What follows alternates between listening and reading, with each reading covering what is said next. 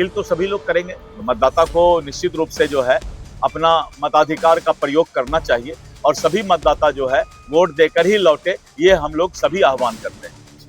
बिहार विधानसभा चुनाव की सरगर्मी के बीच भागलपुर से आई एक बड़ी राजनीतिक खबर। भाजपा प्रदेश अध्यक्ष डॉक्टर दिलीप जायसवाल ने कहा है 25 से 30 फिर हमारे नेता होंगे नीतीश कुमार। भागलपुर के राधा रानी मंदिर के पास भाजपा कार्यालय में आयोजित प्रेस वार्ता के दौरान जायसवाल ने साफ कहा कि एनडीए में मुख्यमंत्री पद को लेकर कोई भ्रम नहीं है। नीतीश कुमार ही हमारे नेता हैं और उनके नेतृत्व में ही एनडीए विकास का काम कर रही है। उन्होंने विपक्ष पर हमला बोलते हुए कहा कि तेजस्वी यादव और राहुल गांधी जननायक की उपाधि चुराने का प्रयास कर रहे हैं, जबकि प्रधानमंत्री नरेंद्र मोदी और नीतीश कुमार मिलकर बिहार को विकास के रास्ते पर आगे बढ़ा रहे हैं। जायसवाल ने दावा किया कि बिहार की जनता अब विपक्ष के छलावे में नहीं आएगी और इस बार फिर से पूर्ण बहुमत के साथ एनडीए की सरकार बनेगी। फिर से नीतीश, गृह मंत्री जी ने कितना अच्छा बताया। उनसे पूछा कि प्रोसेस क्या है, तो प्रोसेस उन्होंने बताया। घोषणा हमको करना है ना। श्रद्धा का महापर्व छठ पूजा का अंतिम अर्घ का दिन था। आप सभी लोगों को छठ पर्व, छठ पूजा की हार्दिक शुभकामनाएं।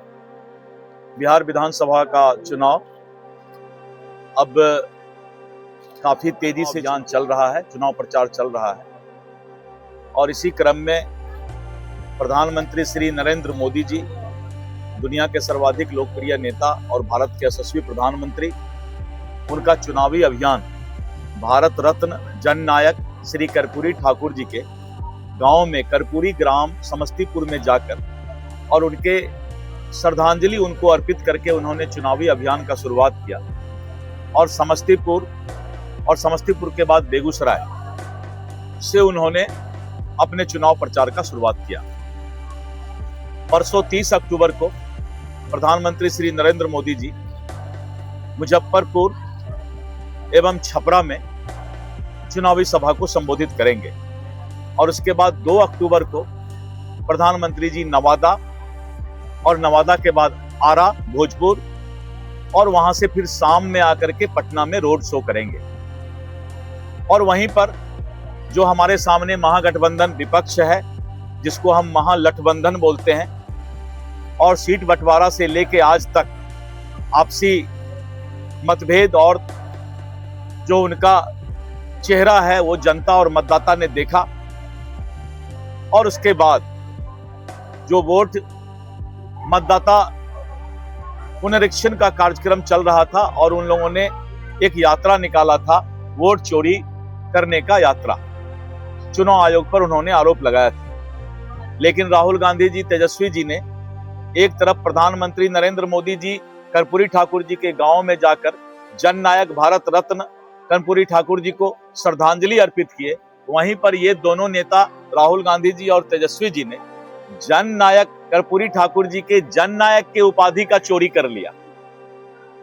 चले थे वोट चोरी से बचाने के लिए और कर्पूरी ठाकुर जी के जननायक की उपाधि चोरी कर लिए और राहुल गांधी और तेजस्वी यादव ने अपने नाम के पीछे जननायक लगा लिया।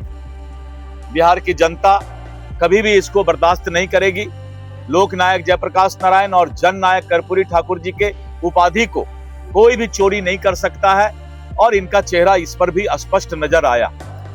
आज विपक्ष के पास कोई मुद्दा नहीं है, विपक्ष के पास किसी तरह का कोई मुद्दा नहीं होने के कारण अब रोज वो जुमलेबाजी में लग गया है। जिस तरह से प्रधानमंत्री श्री नरेंद्र मोदी जी और नीतीश कुमार जी के नेतृत्व में बिहार का विकास हुआ, आज विकास पर किसी तरह का बहस करने के लिए, चर्चा करने के लिए विपक्ष तैयार नहीं है।